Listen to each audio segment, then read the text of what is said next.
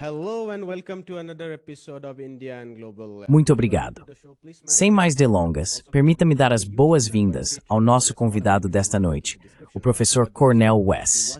O professor West é um filósofo, teólogo, ativista político, crítico social e autor norte-americano. Ele foi candidato independente na eleição presidencial dos Estados Unidos de 2024 e é uma voz importante na política de esquerda, não apenas nos Estados Unidos, mas em todo o mundo. Professor West, bem-vindo ao Indian Global Left. É um grande prazer em Hanimpur.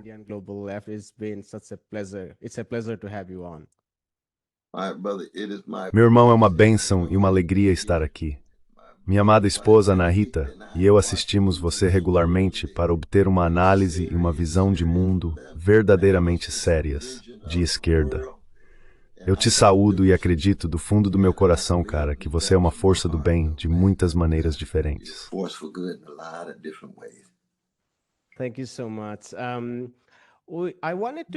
Muito obrigado. Eu queria discutir política, mas pensei que poderíamos começar com algumas questões filosóficas que tenho tentado compreender. Poderíamos começar com seus pensamentos sobre o conceito, a ideia ou até mesmo o processo chamado democracia. Li seu livro, Democracy Matters, e as coisas sobre as quais você falou, o militarismo dos estados, o oligopólio corporativo, o fundamentalismo religioso, e como essas forças esvaziaram o que você chama de democracia americana. Realmente me marcaram. Eu estava me perguntando por que o professor West não enquadrou essas questões em torno da palavra justiça, e em vez disso, usou o título Democracy.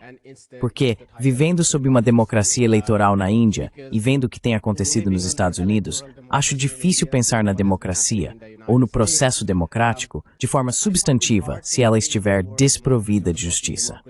Então, qual é a ligação entre justiça e democracia? E por que você escolheu escrever um livro intitulado Democracy Matters?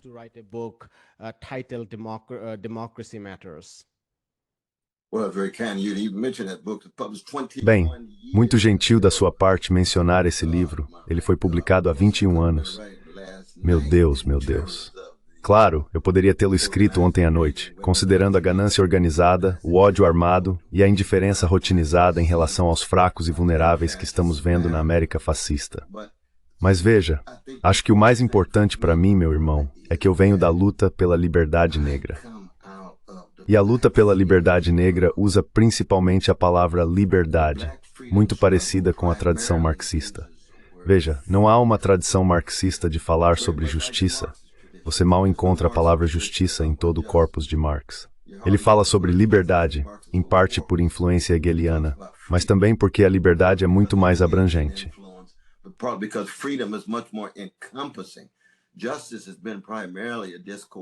A justiça tem sido principalmente um discurso ligado a regimes liberais, neoliberais e social-democratas. E isso é compreensível, pois a justiça tem seu papel. A justiça tem raízes profundas, é claro, nas escrituras hebraicas. Justiça, justiça, farás justiça nesse sentido. Mas a liberdade é algo muito diferente, porque quando se olha o mundo a partir da perspectiva de quem foi escravizado, degradado e humilhado, tendo sua humanidade radicalmente colocada em questão, então as questões de tentar se libertar dessas mentiras e dessa tirania psíquica caminham lado a lado com a luta pela liberdade social, econômica e cívica.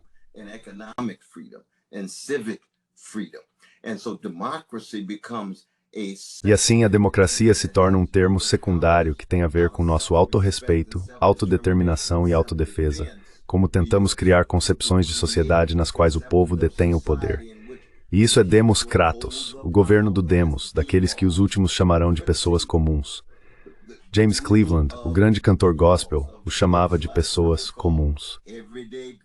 Shirley Chisholm dizia que, pelo amor de Deus, precisamos dar mais poder ao povo. O Partido dos Panteras Negras dizia poder ao povo, para que a liberdade estivesse no centro. Mas é por isso que o amor é tão importante para o movimento de libertação negra. Veja, porque não há emancipação das mentiras supremacistas brancas sobre si mesmo, muito menos das conexões entre supremacia branca, capitalismo predatório e as tendências imperiais, os tentáculos ao redor do mundo.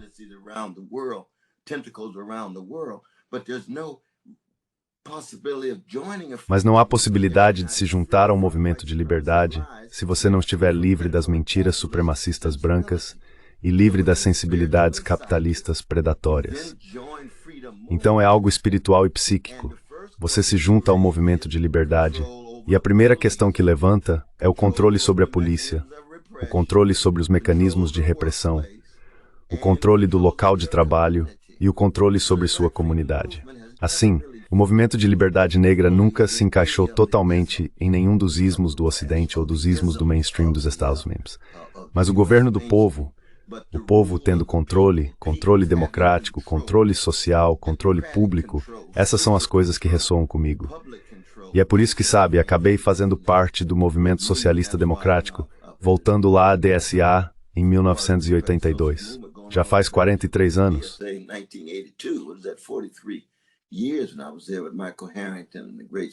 E eu estava lá com Michael Harrington, o grande Stanley Aronowitz, Barbara Ehrenreich, Dick Denish e tantos outros que estavam envolvidos, cada um vindo de seu próprio ponto de vista. Então, Manny Marable e eu estávamos vindo disso, Irmã Paula e os outros. Estávamos vindo disso através do movimento de libertação negra. E claro, como você sabe, era disso que tratava minha campanha, entende? Minha campanha tratava de quê? Da abolição da pobreza, da abolição do IC, da quebra dos monopólios nas finanças, da quebra dos monopólios nas grandes empresas de tecnologia, da quebra dos monopólios na indústria. Bem, veja, isso é o controle do povo, isso é o controle democrático. Agora, Debs falava disso em termos de quê? Da nacionalização da indústria.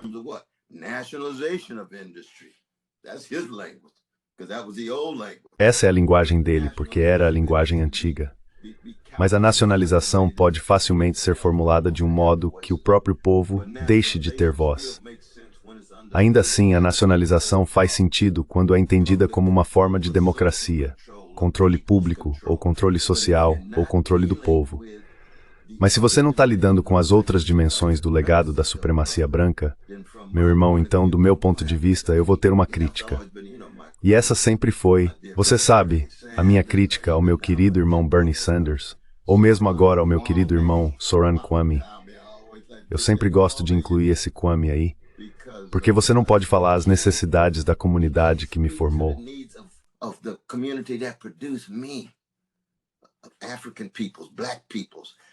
Povos africanos, povos negros. E você entende isso na Índia em relação aos Dalits também, certo? Ao falar apenas de classe, eles não lidam com a questão dos Dalits. É claro que é preciso lidar com a pobreza, é claro que é preciso lidar com a desigualdade de riqueza e assim por diante. Mas também é preciso lidar com a liberdade psíquica dos preciosos Dalits, enquanto eles tentam superar a supremacia Brahmani e assim por diante. Então, essas são as coisas que sempre me moveram, e esse foi o trabalho em Democracy Matters. Como você sabe, esse foi o volume 2. Você tem Race Matters e tem Democracy Matters, ambos inextricavelmente ligados, de forma alguma idênticos, mas profundamente inseparáveis.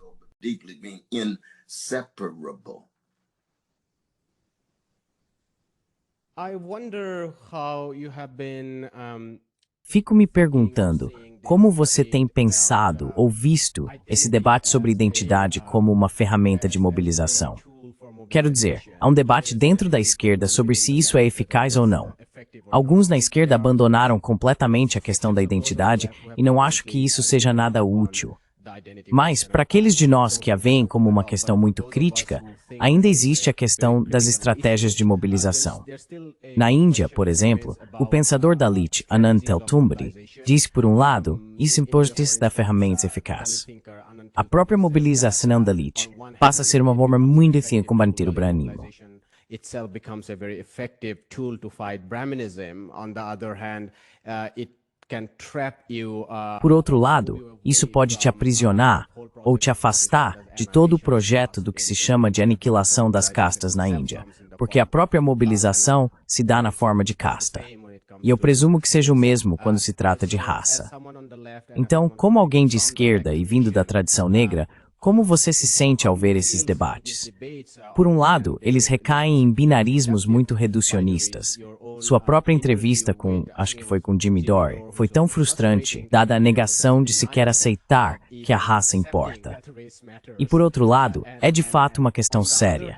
Não é algo tão infantil quanto às vezes é retratado nos campi universitários. Então eu gostaria de ouvir suas reflexões.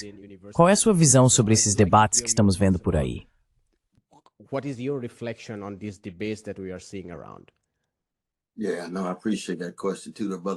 Sim, claro, eu também aprecio essa pergunta. Mas primeiro vamos começar por um nível básico.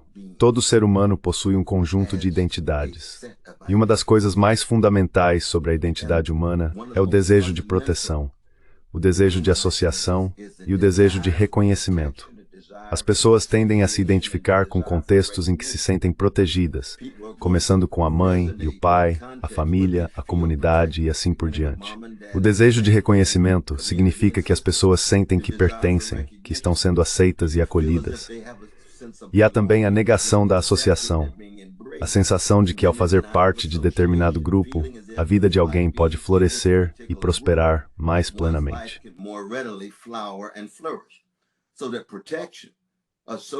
Então essa proteção, associação e reconhecimento vão circular de muitas maneiras diferentes sob circunstâncias históricas específicas.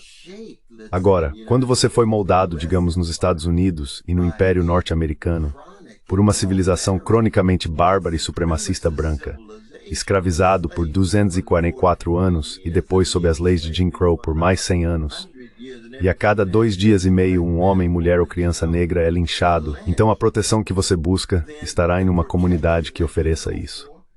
Dadas as condições de segregação, é claro que a questão racial vai ter peso.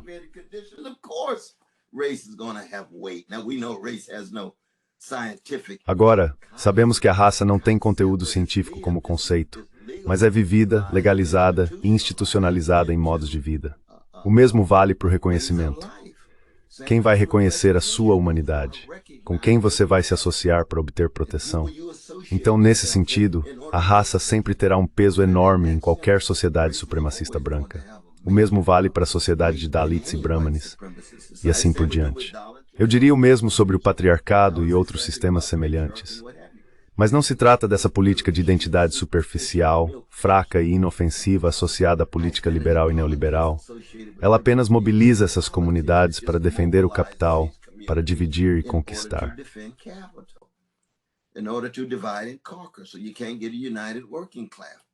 Então você não consegue uma classe trabalhadora unida. Você não consegue unir povos que estão sendo economicamente explorados pelos patrões. O mesmo vale no cenário internacional em relação aos povos colonizados. Fanon e muitos outros nos ensinaram isso. O grande Du Bois nos ensinou isso muito bem.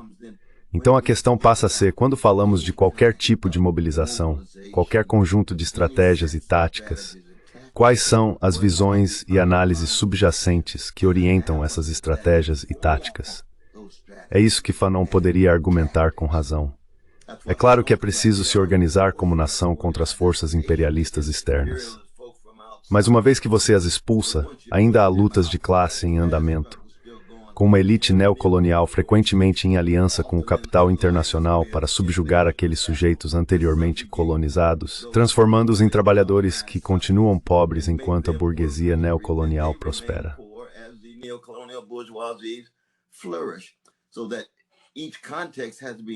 Portanto, cada contexto precisa ser analisado à luz do que Gramsci chamaria de conjuntura histórica. Nesse sentido, eu nunca realmente participei do pequeno diálogo sobre política de identidade. É por isso que fui muito crítico com irmãos como Coates e outros, a quem respeito por levantarem suas vozes. Mas sempre que você fetichiza a supremacia branca e não consegue conectá-la, não consegue fundamentá-la, nos modos de produção capitalistas predatórios e nos tentáculos imperiais dessas sociedades capitalistas, você acaba apenas trazendo pessoas para regimes liberais e neoliberais, com rostos negros em cargos de destaque, enquanto as massas de pessoas negras continuam a viver vidas de ruína e desastre.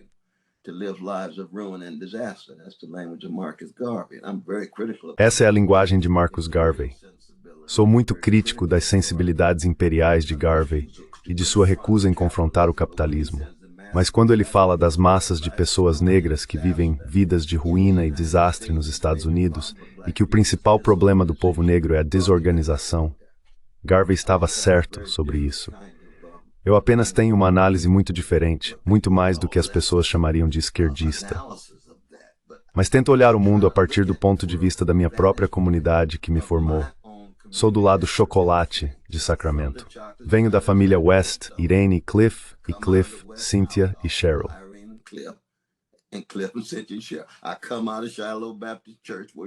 Eu venho da Igreja Batista de Shiloh, onde havia pastores que amavam o povo. O Partido dos Panteras Negras ficava logo ao lado. Fui profundamente influenciado pelo Partido dos Panteras Negras e tenho tentado permanecer fiel ao meu entendimento do que significa ser um ser humano, um homem negro, um africano do Novo Mundo, lidando com o bombardeio cruel da supremacia branca e da exploração capitalista, e com as formas como isso moldou todo o mundo à imagem das sociedades europeias e transatlânticas capitalistas. Penso em quais formas de resistência podem ser apresentadas que estejam ligadas à reverência, algo maior do que apenas o ego dos líderes ou de qualquer outra pessoa, e conectadas à semelhança dos grandes que vieram antes, que tentaram dizer a verdade.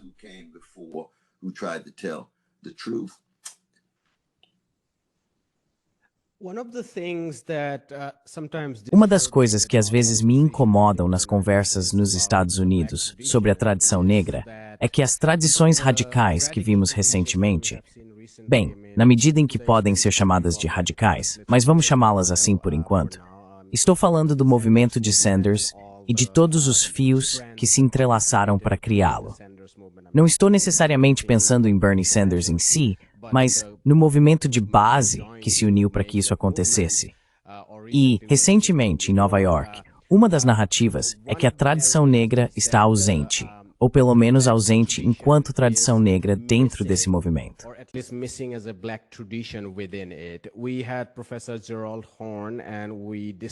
Nós conversamos com o professor Gerald Horne e discutimos a história de como a tradição radical negra foi destruída, voltando até o Partido dos Panteras Negras. Então eu queria te perguntar, como alguém que pensa a partir dessa tradição, como você enxerga a forma atual da tradição radical? Ou as manifestações contemporâneas da tradição radical negra. Fico realmente incomodado quando as pessoas dizem que tudo o que restou da tradição negra agora é ação afirmativa ou DEI, ou simplesmente a capitulação ao Partido Democrata estabelecido. É muito difícil para mim imaginar dessa forma. Então, quais são algumas das tradições radicais pelas quais você ainda tem esperança?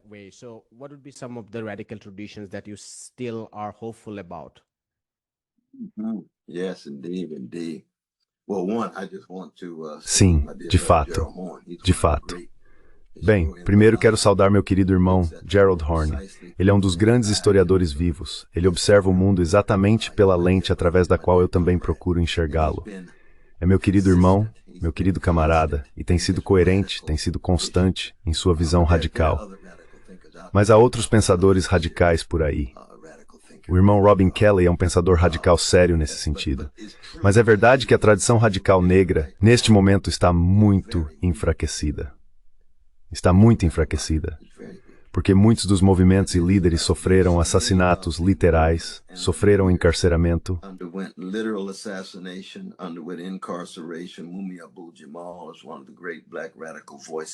Mumia Abu-Jamal é uma das grandes vozes radicais negras ainda vivas, mas está encarcerado há mais de 3 décadas. Ele é meu querido irmão. Fui abençoado por escrever prefácios para seus livros poderosos, mas o assassinato, o encarceramento, a armadilha e a prisão de tantos de nossos líderes, e depois as difamações que foram propagadas porque são vistos como utópicos demais, distantes demais do campo do possível, fazem com que os legados de Paul Robeson, W.E.B., Du Bois, Ella Baker, Fannie Lou Hamer e de Owls Tord Fannie Lou Hamer and others get pushed aside. Barbara Ransby's great book on Ella Baker. Quero dizer, o excelente livro de Barbara Ransby sobre Ella Baker é um grande exemplo disso. E Barbara, à sua maneira, faz parte da tradição radical negra. embora às vezes tenhamos várias discordâncias. Mas para mim trata-se apenas de verdade, liberdade e justiça. Ou seja, é preciso dizer a verdade. E não importa o quão fraco seja o seu movimento, você ainda deve dizer a verdade. Isso foi verdade com Obama. As pessoas tentavam apresentá-lo como se fosse um grande exemplo. Ele era apenas como Andrew Davis, nesse sentido. Nós te amamos, você foi magnífico, foi corajoso, mas estamos parabéns por dimensão rádio negra.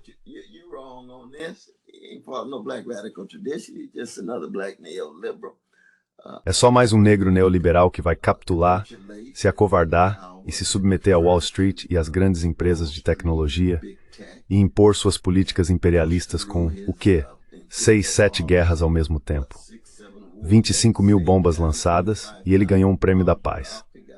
Ei, precisamos dizer a verdade. As pessoas achavam que naquela época o irmão Tavis Smiley e eu estávamos apenas passando por dificuldades também. Fomos críticos de Obama, críticos dos drones, críticos das guerras. De alguma forma, isso foi visto como uma questão de animosidade pessoal. Não.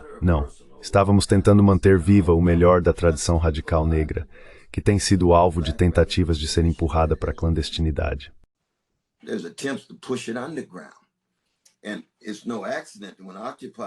E não é por acaso que quando o Occupy surgiu há cerca de 14 anos e depois o irmão Bernie apareceu, eles o fizeram de uma forma em que sua base social não era a comunidade negra mais radical, a comunidade mais radical do Império Americano, que é a comunidade negra.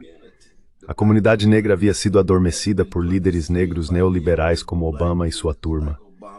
Então Bernie surge com sua maravilhosa crítica à ganância de Wall Street, sua maravilhosa crítica à desigualdade grotesca de riqueza. Mas basicamente ele tinha programas de poder liberal do New Deal, e em certo sentido estava se movendo na direção dos programas da grande sociedade de LBJ. Ele não concorreu com uma plataforma socialista, ele sabe disso.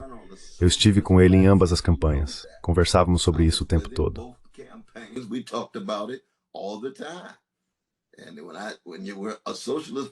Uma plataforma socialista trata de desmantelar monopólios.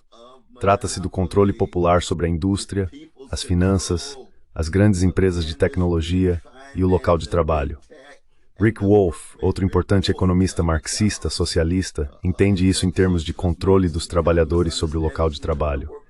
Mas também é preciso conectar isso à luta contra a supremacia branca. Nina Turner, eu e outros não tivemos sucesso em tentar romper o vínculo entre a liderança negra neoliberal e o povo negro, porque muitos negros comuns desistiram do sistema há muito tempo.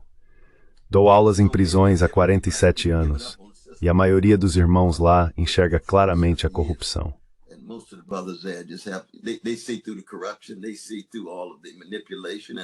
Eles veem através de toda a manipulação e hipocrisia.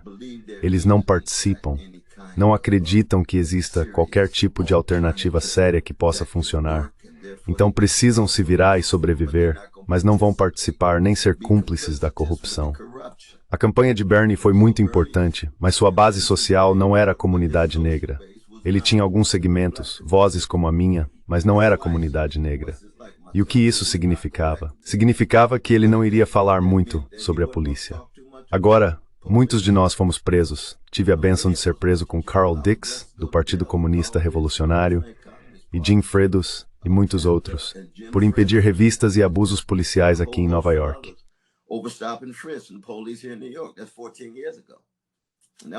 Isso foi há 14 anos, durante o governo Bloomberg.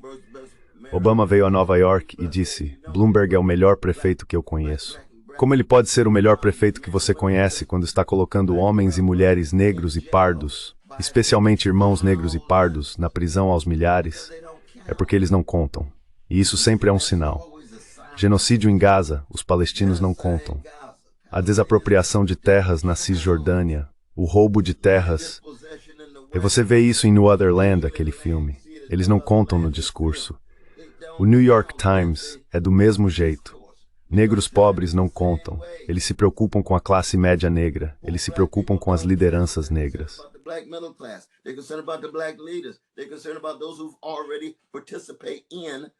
Eles estão preocupados com aqueles que já participam do discurso liberal e neoliberal dominante. Entende? E você está absolutamente certo. Quando meu querido irmão Saran aparece, ele é um irmão brilhante. Nunca o conheci pessoalmente, mas gosto dele. O pai dele, claro, foi uma voz crucial nas lutas anticoloniais na África, expulso por um gangster, Idi Amin, que tinha ligações com a CIA e impôs suas próprias formas de repressão contra a esquerda. E a mãe dele, uma artista e diretora maravilhosa e assim por diante. Mas o que você vê? Com o irmão Saran, há essa mobilização, e ele faz parte do campo do Bernie, mas ainda é incapaz de se conectar profundamente com a comunidade negra. Por quê? O que ele tem a dizer sobre a polícia?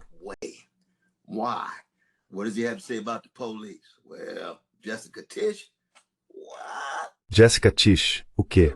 Um estado de vigilância fornecendo dados para o governo Trump, para o ICE. Do que estamos falando? Abrir a porta para o Stop and Frisk. Do que estamos falando? Família, incorporadores imobiliários. E você deveria ser crítico em relação à ganância dos incorporadores imobiliários. Vamos lá, meu irmão. Veja isso a partir da perspectiva do movimento de libertação negra. Eu era, é claro, um grande apoiador do irmão, mas sempre com uma crítica, porque o problema é o seguinte: se você olha para os Estados Unidos, principalmente pela lente dos imigrantes voluntários, meu irmão, você vai ter uma mentalidade de colonizador. E a base dele, que muitas vezes é composta por grandes agentes de gentrificação, tem uma sensibilidade de gentrificador.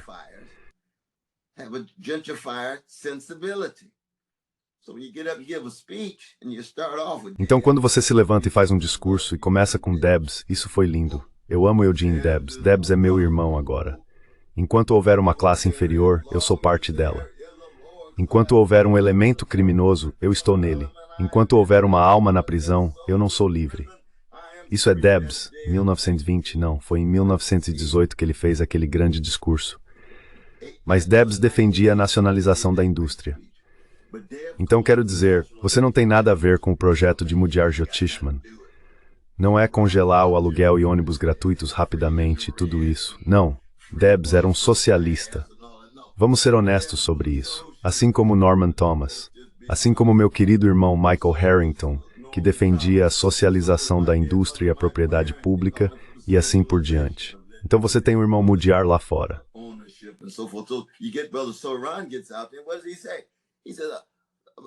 O que ele diz?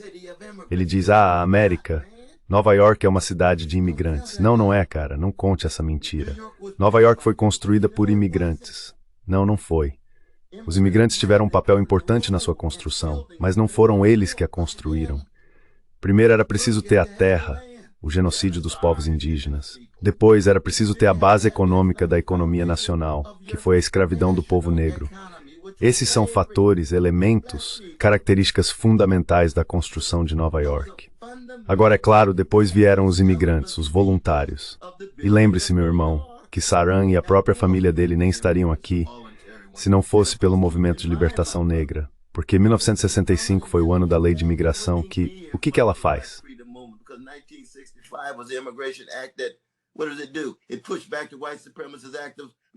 Ele revogou o Ato de Supremacia Branca de 1924, que limitava a imigração a europeus do norte e do oeste, e disse, abram para o mundo. Passaria a ser baseado tanto em habilidades quanto em laços familiares, e não mais em raça e etnia. Foi o movimento de liberdade negra que fez isso. Foi exatamente assim que os imigrantes de todas as cores, com toda a sua maravilha, beleza e esplendor, vieram para cá. Fico feliz que eles estejam aqui. Fico feliz que Saran esteja aqui. Fico feliz que a mãe e o pai dele estejam aqui. Fico feliz que todas as pessoas diferentes estejam aqui. Muçulmanos, cristãos, ateus e assim por diante. Mas não conseguir ver que foi o movimento de liberdade negra que tornou isso possível, e depois acabar dizendo, não, este é um momento para os imigrantes. Esse é o problema.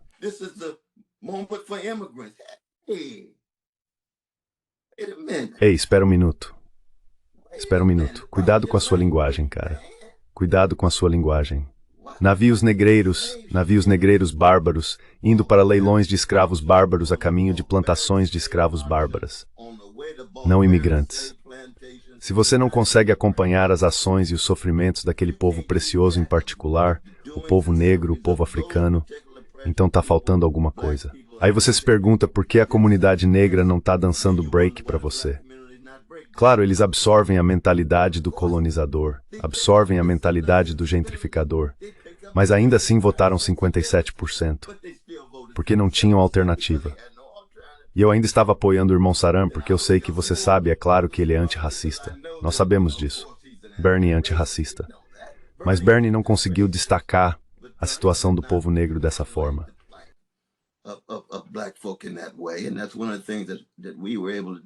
E isso é uma das coisas que conseguimos fazer na campanha. Simplesmente não conseguimos decolar porque estamos em um momento de ascensão do neofascismo tão poderoso que as pessoas não estavam interessadas em uma alternativa de esquerda. Elas estavam tentando apoiar a criminalidade de guerra do Partido Democrata e a criminalidade de guerra de Kamala Harris. Então o genocídio era algo que se podia simplesmente ignorar. Ignorar. Qualquer pessoa que apoie o genocídio não tem absolutamente nenhuma autoridade moral. Vamos deixar isso bem claro. E há outros motivos. Poderíamos falar sobre o Haiti e, claro, sobre o que está acontecendo agora no Sudão e no Afrocommon. Graças a Deus, pelo Black Agenda Report, com o irmão Anthony, a irmã Margaret e os outros que estão tentando acompanhar tudo isso.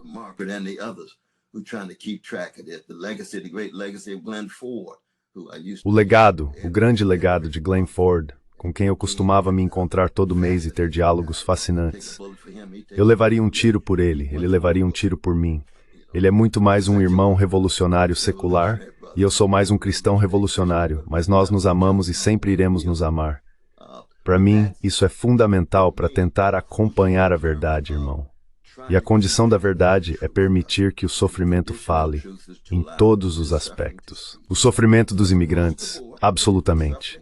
O sofrimento da classe trabalhadora, absolutamente. Mas se você não incluir todo o grupo de pessoas que estão sofrendo, especialmente o povo negro, vai acabar com um projeto truncado.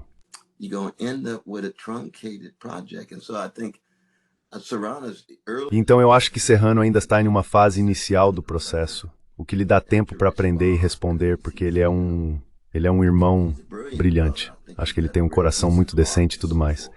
Mas todos nós somos moldados pelo nosso contexto, todos nós somos moldados pelas nossas situações.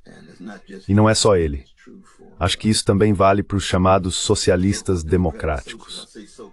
Digo chamados porque, quero dizer, muito do socialismo democrático hoje em dia é, na verdade, liberalismo do New Deal e liberalismo da grande sociedade, programas sociais democráticos fortes que eu apoio, mas não é socialismo no sentido do que as pessoas daquilo que o irmão Norman Finkelstein chama de esquerda histórica. O irmão Norman, ele está certo quanto a isso agora, a esquerda histórica.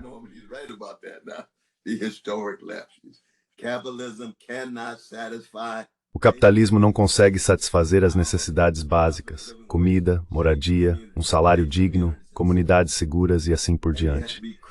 E é preciso ser crítico em relação àqueles que elaboram estratégias e táticas que apenas o reforçam, mesmo que todos nós acabemos apoiando reformas como uma forma de reivindicar uma transformação mais profunda. E então, com o que se acaba? Para mim, não se trata apenas de um ismo. Sempre fiz parte de uma organização socialista democrática, mas não é apenas um ismo.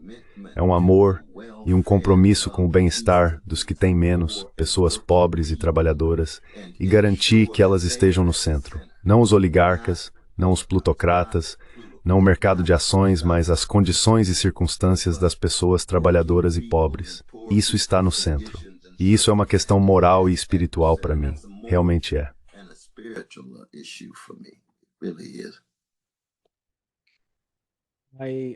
Estou apenas fazendo um balanço do tempo que me foi dado. Tenho tantas perguntas, mas estou muito tentado a fazer uma rápida sobre este segmento antes de seguir em frente. Você pode fazer qualquer pergunta que quiser, irmão. Sim, claro. Então eu estive pensando sobre o seu comentário sobre liberdade. E é absolutamente verdade que as comunidades mais oprimidas, os Dalits, os negros nos Estados Unidos e muitas outras, nos mostram essa verdade. Povos indígenas, sim, sim. A liberdade tem sido o eixo mais central de mobilização, porque a experiência imediata é de opressão. Isso é absolutamente verdade. Dito isso, também estou ciente de que a palavra liberdade, assim como você apontou sobre justiça, que a justiça pode ser pensada em termos políticos muito restritos, tem uma compreensão mais ampla quando falamos de justiça social. Da mesma forma, a liberdade tem sido usada e abusada de todas as formas possíveis. Para os neoliberais, liberdade é principalmente liberdade corporativa. Para aqueles de nós que se concentram na economia política internacional, a palavra liberdade tem significado, em grande parte, a liberdade das finanças internacionais de entrar e sair. E é por isso que a China é chamada de autoritária.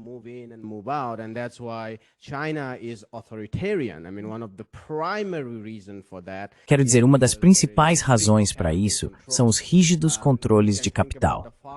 Podemos pensar no movimento de extrema-direita, em que liberdade significa algo completamente diferente, e eles também estão mobilizando pessoas. De muitas maneiras, há participação política em movimentos fascistas. Então estou tentando refletir com você que quando se trata da totalidade das coisas, a liberdade vai ser limitada. Não pode-se pensar na liberdade de expressão. E eu entendo que ela pode ser ilimitada para todos, exceto talvez por um conjunto muito pequeno de coisas. Mas em todos os outros tipos de áreas, por exemplo, para nós da esquerda, sabemos que a propriedade, a liberdade em relação à propriedade sempre será limitada.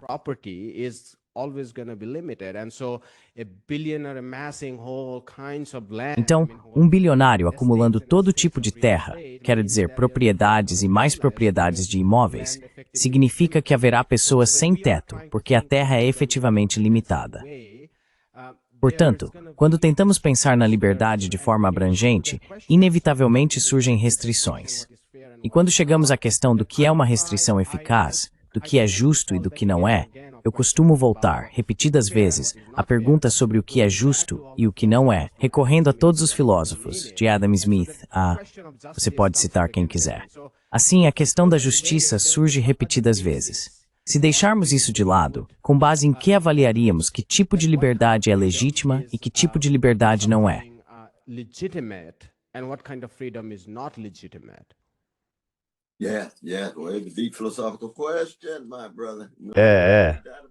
Uma questão filosófica profunda, meu irmão.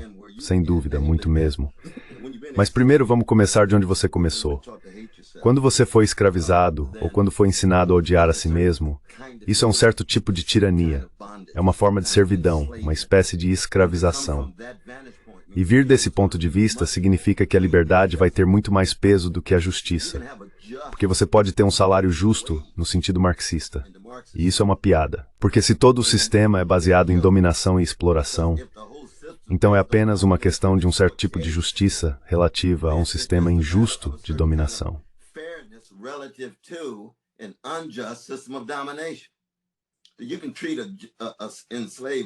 Você pode tratar um irmão ou uma irmã escravizados com justiça na plantação, mas enquanto eles possuírem a plantação, ainda serão escravos. Então você percebe como a justiça é sempre dependente do contexto? É preciso uma noção que questione o próprio sistema. E não é por acaso que a justiça, voltando tanto aos gregos quanto aos romanos, digamos no Ocidente, é representada pela cegueira, certo? A liberdade não tem a ver com cegueira, meu amigo. É preciso ser capaz de ver a dominação. É preciso até ser capaz de imaginar a dominação. Mudyar Jyothishma, meu caro irmão, faz esse ponto. É um ponto poderoso.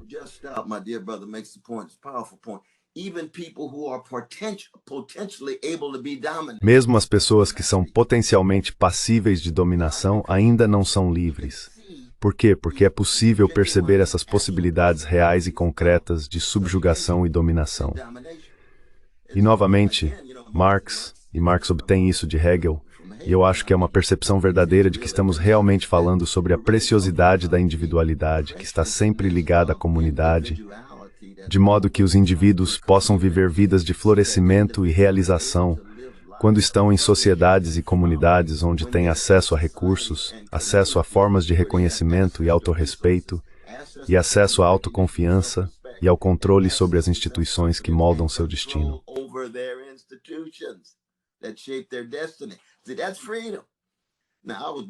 Veja, isso é liberdade. Agora tive a bênção de estudar com uma figura imponente, John Rawls, que escreveu aquele texto clássico com o qual sei que você luta, certo? Consigo me ver agora mesmo sentado na primeira fila, ouvindo suas palestras. Consigo imaginar estar na sala de estar dele com sua irmã e sua esposa. Ele era meu querido irmão. Discutíamos sobre isso o tempo todo, porque ele vinha de uma tradição liberal em que a justiça é a noção fundamental. E nós dizíamos, bem, professor Rawls, e quanto à liberdade? Bem, eu tenho marcas vermelhas.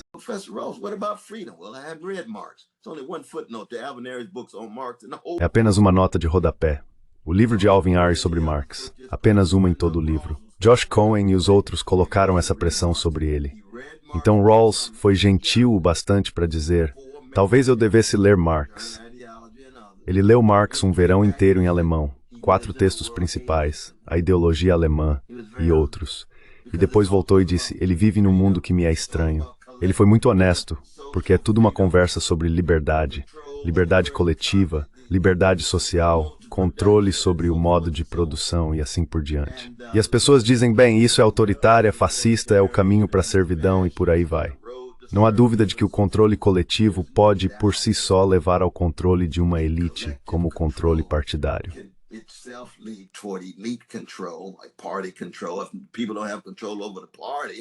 Se as pessoas não têm controle sobre o partido, então você acaba com outra forma de controle da elite. Não há dúvida disso. Está sujeito a abusos. Agora, todas essas noções, meu irmão, estão sujeitas à manipulação e ao abuso. Liberdade, justiça, independência. Provavelmente a linguagem é muito mais conservadora se voltarmos a Edmund Burke. Você deve se lembrar de que ele falava mais sobre liberdade ordenada e se preocupava com o deslizamento para a licenciosidade, enquanto a liberdade no início era muito mais um tipo diferente de discurso, muito mais ligada à esquerda naquela época. Mas dá para ver como todas essas noções são apropriadas de várias maneiras diferentes. Assim, os conservadores acabam falando, Milton Friedman falava sobre liberdade econômica.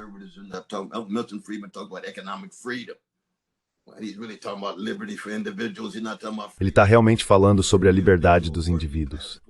Ele não está falando sobre a liberdade das comunidades da classe trabalhadora, dos pobres e assim por diante. Mas o que ele não percebeu, é claro, foram as maneiras pelas quais a concentração de poder no setor privado poderia levar a formas muito atrozes não apenas de exploração, mas também de dominação. Hayek diz em O Caminho da Servidão, ele acha que existe apenas um caminho. Há muitos caminhos para a servidão. E esse é um dos pontos que as tradições marxista e socialista compreendem. Mas é preciso fundamentar isso na experiência do contexto histórico das pessoas. E é aí que a supremacia branca e a supremacia masculina desempenham um papel importante.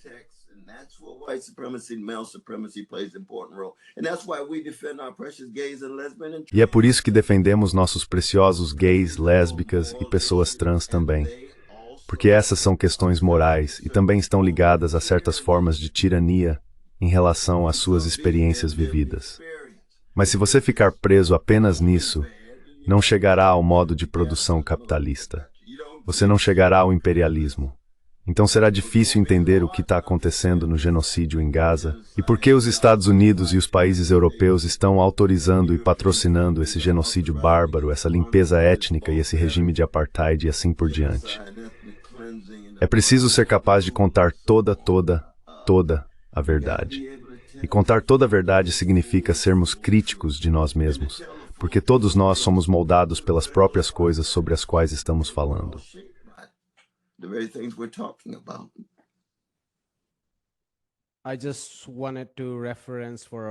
Eu só queria mencionar para os nossos espectadores a teoria da justiça de Rawls e também a ideia de justiça de Amartya Sen, que foi escrita como uma resposta à teoria de Rawls e é muito mais abrangente em muitos aspectos, porque leva em conta tradições orientais, ou melhor dizendo, tradições asiáticas e do sul global. Ela se baseia em tradições budistas, na filosofia indiana antiga e em tradições chinesas, e também apresenta reflexões mais profundas sobre gênero e algum diálogo com a tradição marxista, embora não de forma muito satisfatória. Claro, não há um engajamento substancial com a tradição Dalit ou com a tradição negra.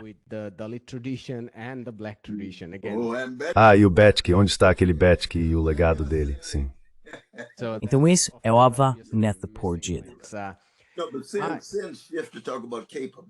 Sem passa a falar sobre capacidades e as várias maneiras de desenvolvê-las.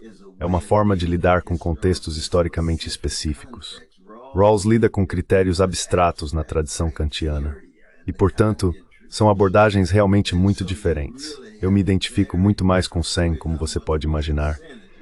Mas lemos ambos atentamente para ver quais percepções profundas eles oferecem e quais limitações ambos têm. Fico feliz que você tenha mencionado os gregos.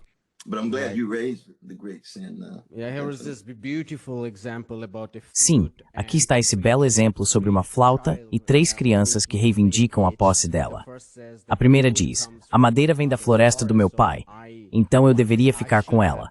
A segunda diz: eu sou a melhor tocadora de flauta, então ela deveria ser dada a mim. E a terceira diz: eu nunca poderia comprar uma, então ela deveria ser dada a mim. Essas 3 posições representam 3 tradições diferentes: a tradição libertária, a tradição utilitarista e a tradição socialista ou igualitária. E Sen diz que é muito difícil dar uma única resposta até que se tenha mais dados sobre que tipo de objeto de utilidade essa flauta é. É como a educação básica? É como a astronomia? No fim das contas, tudo se resume à necessidade de ter cada vez mais dados para eventualmente chegar a uma resposta única, se é isso que se deseja. Caso contrário, a ideia de justiça tem múltiplas dimensões associadas a ela.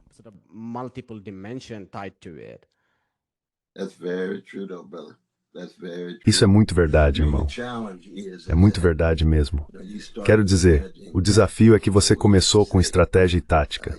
Sabe, costumávamos dizer anos atrás que se as pessoas pobres e trabalhadoras pudessem votar para conquistar a liberdade, a classe dominante tornaria o voto pela liberdade ilegal.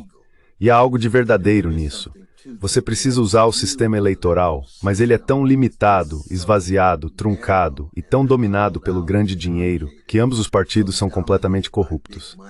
E se você não conseguir criar alguma alternativa, vai continuar produzindo essas figuras que decepcionam o povo, porque ou acabam se vendendo, e eu não acho que o irmão Serrano vá se vender.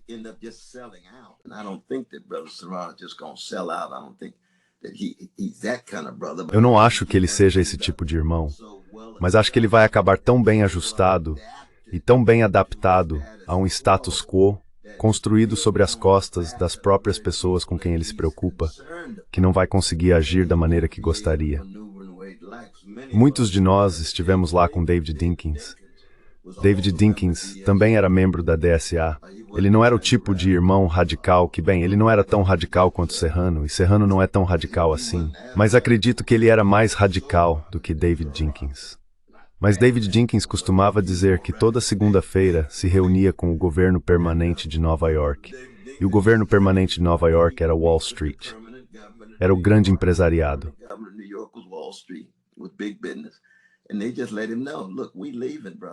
E eles simplesmente disseram a ele: olha, estamos indo embora, irmão.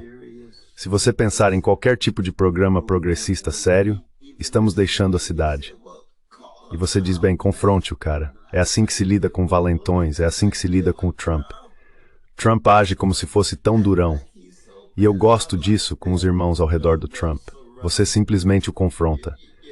É isso que eu acredito, é isso que estou fazendo. Vorsuno essas pau.virnin for. Eu não sou um parasita no hospedelo. Eu amo o povo. Estou lutando por esse povo. Ponto.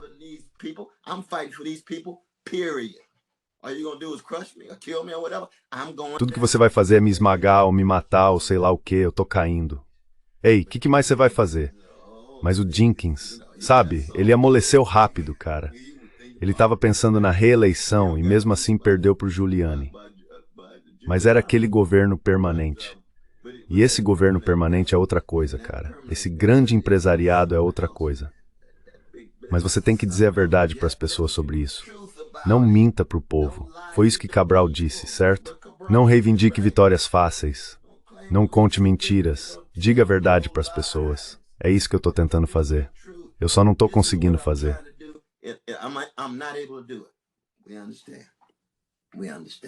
Nós entendemos. Nós entendemos. Mas eu só não quero que o público em geral pense que o socialismo é apenas sobre ônibus gratuitos e 5 mercearias do governo e coisas do tipo. Não. O socialismo é sobre acabar com esses monopólios, é ir direto ao coração do modo de produção capitalista.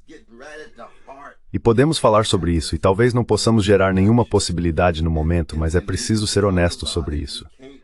Sabe o que quero dizer? Você simplesmente tem que ser honesto sobre isso. Assim como um cristão seguindo Jesus e disposto a morrer. Não se trata de ir à igreja, dar um dinheirinho e voltar a ser a mesma pessoa com atitudes de gangster que você sempre foi. Não. Você tem que dizer a verdade.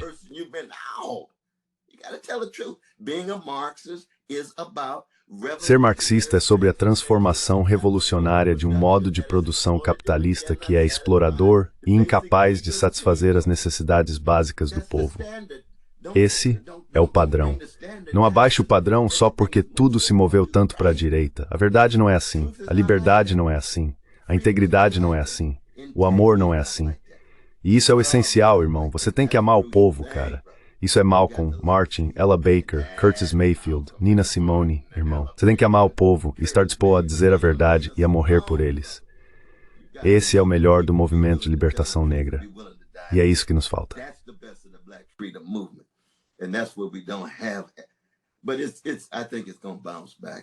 Mas eu acho que isso vai se recuperar. Acho mesmo. Vai se recuperar. Eu estava com um grupo de emojis, 2.500 jovens negros preciosos, e eles estavam ligados em solidariedade com o que está acontecendo em Gaza. Eles estavam ligados em solidariedade. Mas até os brancos pobres no Kentucky estavam ligados em solidariedade com os camponeses sem terra no Brasil, até mesmo com os trabalhadores sem terra no Brasil. Mas eles ainda reconhecem que você não está atingindo a supremacia branca no cerne dos Estados Unidos. Você não está indo longe demais, cara. Simplesmente não está indo longe demais. Você não pode se alinhar com a polícia. Você não consegue ter controle sobre sua polícia. Então toda essa conversa sobre ser socialista não significa muita coisa. Não consegue acabar com o pare e revistar. Do que estamos falando, afinal? What are we talking about?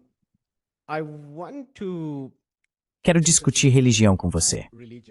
Tentei ler alguns dos seus trabalhos, e o que entendi, no essencial, é que você vê a religião, de certa forma, como um modo de dizer a verdade, de cuidar dos oprimidos e de ter a coragem e a convicção moral para lutar. Só para te dar um pouco de contexto, venho de uma família ateísta, muito contrária à ideia de Deus.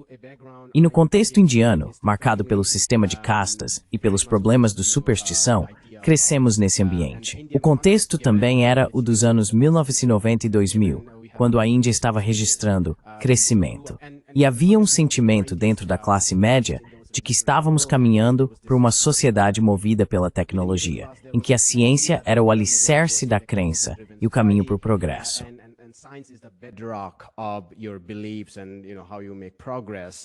Some of these things now might sound as crude Algumas dessas coisas agora podem soar como um positivismo grosseiro e assim por diante.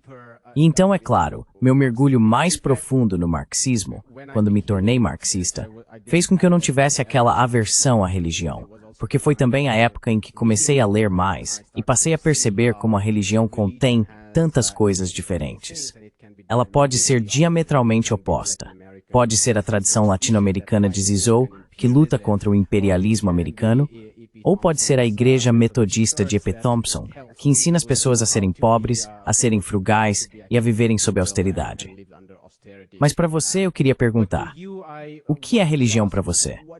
Por que ela é importante? E como você a reconcilia com a totalidade do seu processo de pensamento? Your thought process. No, indeed. Appreciate that. These questions are just wonderful. Não, de fato. Agradeço essas perguntas. É realmente um domínio maravilhoso, sem dúvida. Mas se voltarmos ao latim, relige significa ligar e religar em torno das coisas que alguém mais preza.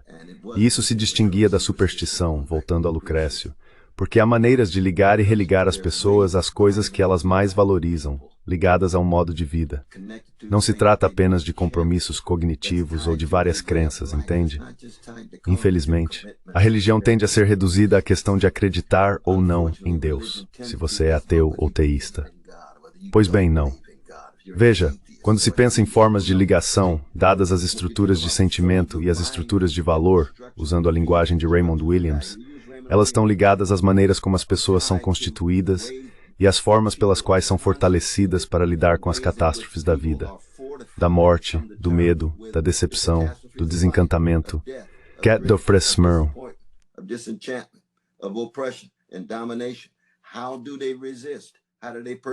Como eles resistem, como perseveram, como suportam, histórias, símbolos, várias coisas mobilizadas para isso. Agora veja minha dissertação, escrevi há quase 45 anos em Princeton, foi publicada pela Monthly Review. Deus abençoe meus queridos irmãos Paul Sweezy e Harry Magdoff. Ah, como sinto falta desses irmãos. E também sinto falta de Fred Jameson, com a Social Text. Mas eles publicaram um texto, A Dimensão Ética do Pensamento Marxista. O que eu tentei fazer? Tentei contar uma história sobre o desenvolvimento do próprio Marx e de Kautsky, Lukács e Engels como pensadores éticos.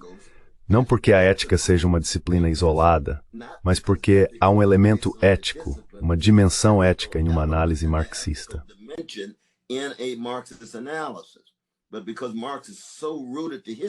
Porque Marx está tão enraizado na história, ele entende a ética em Sittlichkeit, em um sentido hegeliano. São as comunidades éticas que unem as pessoas. Qualquer movimento marxista sério, ou qualquer partido marxista sério, é aquele que possui uma dimensão ética. Se não tiver, vai acabar sendo apenas um grupo de gangsters de esquerda, pessoas manipulando o poder, se traindo e se dominando mutuamente, e assim por diante. Não, eles estão ali porque amam o povo. Estão dispostos a se sacrificar pelo povo. E isso se vê em Che e em tantos outros. O amor desempenha um papel crucial aqui, e Marx estava muito consciente disso.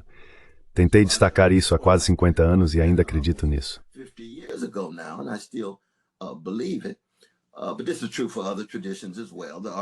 Mas isso também é verdade para outras tradições.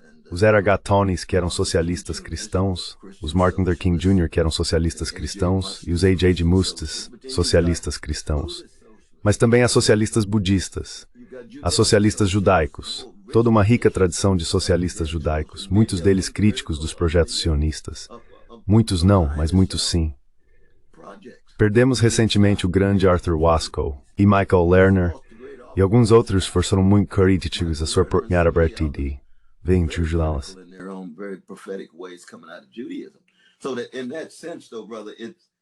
Nesse sentido, irmão, acho que onde certamente concordaríamos é que sempre queremos começar com a especificidade histórica, contextos, circunstâncias, dinâmicas que mudam ao longo do tempo e pessoas tomando decisões em circunstâncias que não escolheram, seja para se juntar a movimentos de liberdade, ou talvez ao que você chama de movimentos por justiça, ou qualquer outro nome que queiramos dar. Aqueles que têm a ver com o empoderamento das pessoas pobres e trabalhadoras. Mas é preciso ter ferramentas analíticas. Agora aqui a tradição religiosa tropeça. Ela não possui teorias sociais, nem ferramentas analíticas para compreender as estruturas de dominação de maneiras específicas.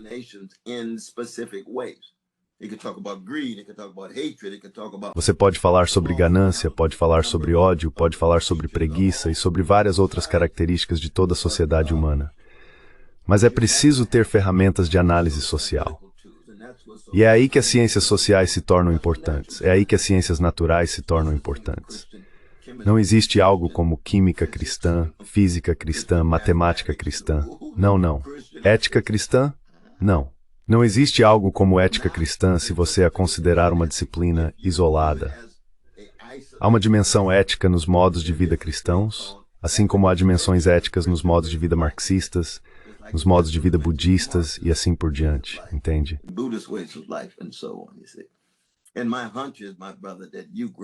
E minha intuição, meu irmão, é que quando você estava crescendo, convivia com muita gente profundamente religiosa nas mesmas manifestações, indo para a cadeia juntos, tendo conversas interessantes. Eu e o irmão Carl Dix, ele é ateu até o último fio, comunista até o último fio. Claro que eu levaria um tiro por ele levaria um tiro por mim. Já fomos presos tantas vezes e debatemos todo tipo de questão e tudo mais, porque temos uma orientação comum voltada para o empoderamento da classe trabalhadora. Mas ele é um marxista sério, E eu sou alguém aberto às ferramentas analíticas e às dimensões éticas da tradição marxista. Mas no fim das contas eu me vejo como um seguidor de Jesus. A follower of Jesus.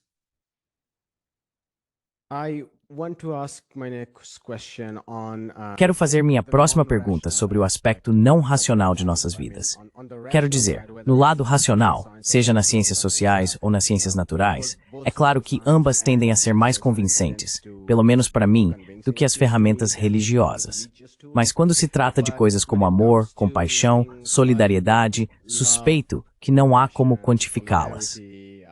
Acho que o mundo não racional em que vivemos pode ser até maior do que o mundo racional. Embora o mundo racional possa ser mais dominante, porque a ciência, a tecnologia e as políticas públicas são as esferas dominantes da nossa sociedade. Public policies, these are dominating spheres of our society. So maybe non-rational world is. Então talvez o mundo não racional exista dentro das relações interpessoais, das famílias e assim por diante. Mas ainda assim, eu queria te perguntar sobre as limitações do arcabouço racional hoje em lidar com o não racional. Para tornar minha pergunta um pouco mais específica, tenho pensado sobre a utilidade da análise marxiana quando aplicada a uma obra de arte, uma obra literária ou a música. O que percebemos é que o arcabouço marxiano pode ser muito eficaz em analisar o tema. Sobre quem o autor ou pintor está escrevendo ou pintando, como a elite dominante é descrita ou como os pobres e os trabalhadores são retratados. Ele é de fato eficaz em desvendar a ideologia. Effectively is good at unpacking ideology. Sometimes we can also unpack the whole production process. What is the Às vezes também podemos destrinchar todo o processo de produção. Quem é o público? Quanto dinheiro foi investido? Onde é vendido? O modo de troca. Mas onde isso parece falhar para mim é na análise literária. Como as palavras se relacionam entre si? Qual é o tom? Qual é o seu poder ou capacidade de evocar emoção? Isso toca em nossa ferida exposta. Então, minha pergunta para você, professor Wes, é a seguinte. Um referencial marxista é realmente adequado para uma análise literária, ou para analisar o verdadeiro valor literário, não apenas a ideologia e afins, mas o valor literário ou artístico, de coisas como música, uma obra de arte, um poema, etc.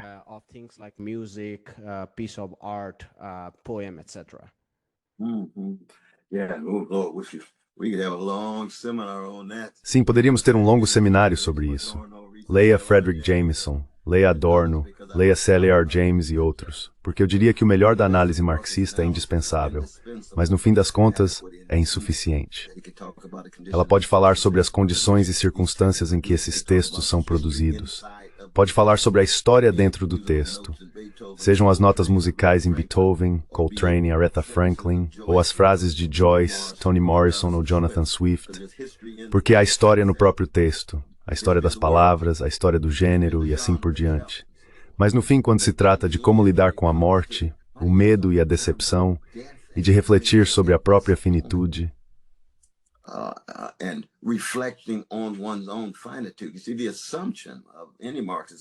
veja, a suposição de qualquer análise marxista é que a finitude é a historicidade, os modos de produção ou algo do tipo, e isso é verdade.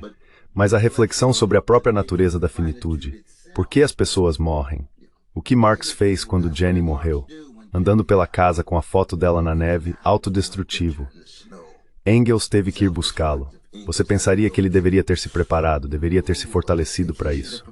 Mas sabemos que o amor fere tão profundamente, porque ele amava Jenny. Nem sempre foi fácil, mas ele amava Jenny. Sabemos disso. E isso é humano.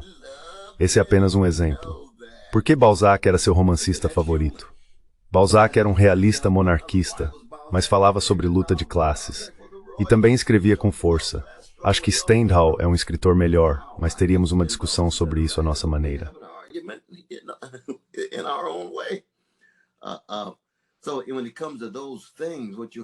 Então, quando se trata dessas coisas, o que você está chamando de não racional, para mim eu não gosto muito dessa ideia binária aqui. Eu só acho que a vida humana é composta por uma grande variedade de coisas diferentes. É a ganância, o ódio, o ressentimento, a inveja, mas também a alegria, o êxtase, a bem-aventurança. Também é solidão e isolamento. Às vezes é um desespero profundo, muito profundo. O desespero no varejo é diferente do desespero no atacado. Freud, em 1918, chamou isso de luto versus melancolia, certo? Você pode superar o luto, mas com a melancolia você fica preso. Pois bem, o desespero no atacado, você fica preso. O desespero no varejo, é claro que você vai se desesperar quando sua mãe morre, ou quando seu pai morre, ou quando seu filho morre. Meu Deus, isso é humano. Qual é a análise marxista da resposta à morte da minha mãe?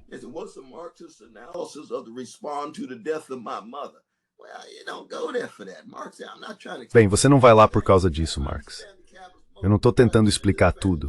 Estou tentando entender o modo de produção capitalista e seu fetichismo das mercadorias e por que esses trabalhadores tão valiosos estão sendo dominados e explorados dessa forma, dada a relação assimétrica de poder no local de trabalho. E eu posso contar toda uma história sobre isso, saindo do feudalismo. Essa é a genialidade da tradição marxista. Entende o que quero dizer? Então você não quer aplicá-la a coisas para as quais ele próprio reconheceu que isso não é uma explicação universal para tudo. Qual é a análise marxista dos prótons e nêutrons? Ele não tem nada a dizer sobre isso. Deixe isso para os físicos. Então, nesse sentido, eu consigo apreciar Marx dessa forma. De verdade, eu realmente aprecio. Eu não acredito que qualquer teoria tenha o monopólio de toda explicação. Nenhuma teoria.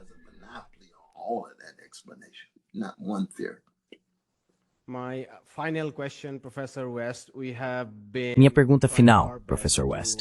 Temos feito o possível para aumentar a solidariedade internacional em um momento em que as divisões se intensificaram dramaticamente e os Estados Unidos estão se movendo cada vez mais para a direita. O Sul global, em particular, tem sido estrangulado, não pela primeira vez, mas provavelmente de uma forma muito explícita. Minha pergunta para o senhor é: se pudesse compartilhar algumas reflexões sobre solidariedade internacional, como podemos aprofundir e ampliá-la? Recente força estante no Senhor Palestina, o nome de suas faz Australi. Even though that's such a tragedy at one level. Then there are other strengths we have seen in the last Então, há outras forças que vimos nas últimas 2 décadas. Pelo menos a união do movimento Dalit na Índia e do movimento negro nos Estados Unidos, para ir além de estruturas nacionais ou nacionalistas. Eles mantiveram a opressão no centro, a liberdade no centro de seus movimentos, e numa espécie de solidariedade internacional que vai além de suas elites e da burguesia, por assim dizer. Quais são algumas das coisas que vêm à sua mente quando falamos de uma comunidade internacional em sentido radical?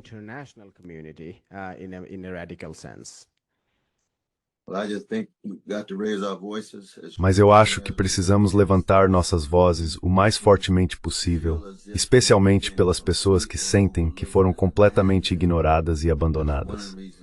Essa é uma das razões pelas quais o genocídio em Gaza é um ponto de virada. Porque ele desmonta qualquer alegação sobre direito internacional, direitos humanos ou Estado de Direito. Está muito claro que isso é um genocídio bárbaro. Está muito claro que as pessoas não diriam ou fariam nada contra pessoas preciosas. 20 mil preciosos bebês palestinos. Poderíamos continuar. Todas as universidades, a maioria dos hospitais, e mesmo assim, nenhum grande país ou conjunto de países forte o suficiente para impedir isso. Temos levantado nossas vozes, mas precisamos ser ainda mais intensos nesse sentido.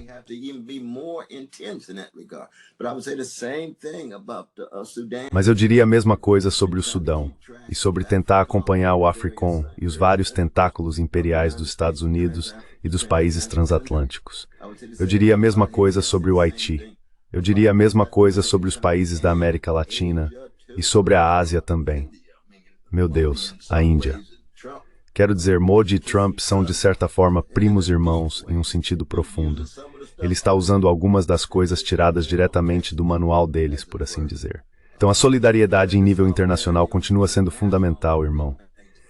Mas também precisamos ser moralmente consistentes. Ou seja, se somos negros, então temos que reconhecer o quão decadente nossa burguesia negra pode ser.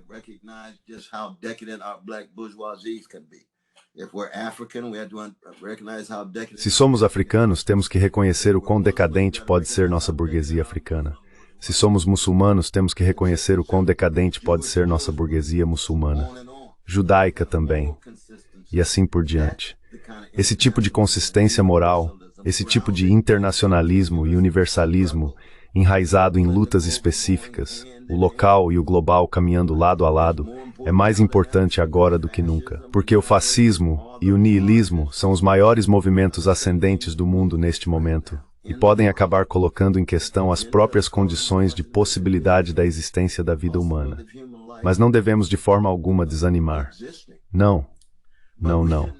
É aí que eu recorro à minha própria tradição. Veja, eu sou um homem do blues no nível mais profundo, cara.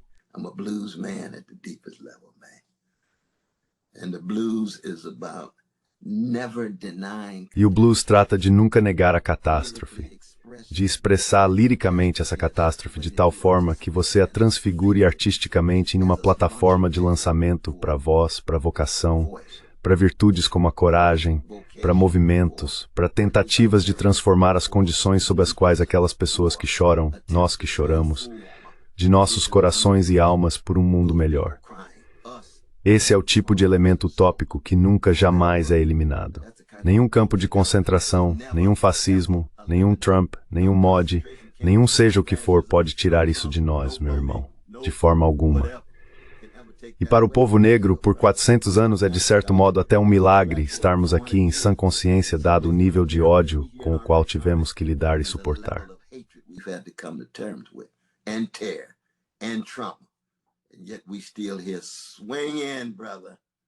E ainda assim nós a ouvimos, balançando, irmão. E não significa nada se não tiver swing. Isso é Duke Ellington. Transformar a dissonância em um modo de vida ligado à resistência. É uma bela tradição. Cada comunidade, cada império, cada civilização tem suas formas de resistência. Algumas religiosas, outras não religiosas. Elas se sobrepõem e assim por diante. Mas queremos apenas destacar as dimensões morais e espirituais disso. Muito mesmo. Tenha o estilo e o sorriso. Mas, irmão, esse fascismo em escalada é bárbaro, cara. Você sabe disso e eu sei disso. E não podemos tentar disfarçar ou suavizar. Temos que dizer a verdade como ela é.